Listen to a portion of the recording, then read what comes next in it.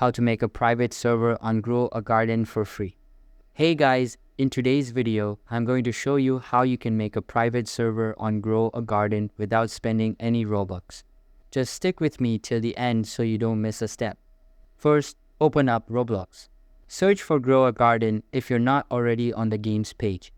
Once you're there, scroll down until you see the servers section. Tap on that. At the top, you'll see an option for private servers.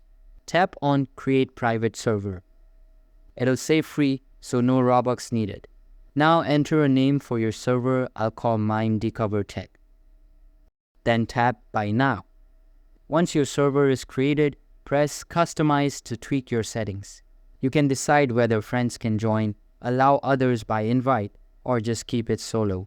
When you're done, hit back and scroll down to find your server listed under the Servers tab. That's it, you now have your own private server. If this helped you out, be sure to like and subscribe for more tech tutorials. Thanks for watching and see you in next one.